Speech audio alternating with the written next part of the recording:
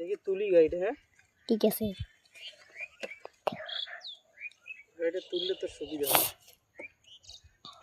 ও one lollipop কেমন দেখা যায়? ভালো।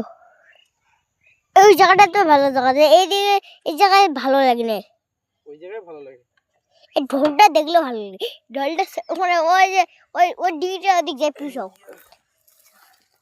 ওই আইটা টাঙাবা তো তোমার না এই আইটা তুলি। দম নাই? না তোমার তুলি আর তোলা লাগবে। ঠিক আছে তোমার তোলে তো একটা তোমার ছবি তুলে নি বাস।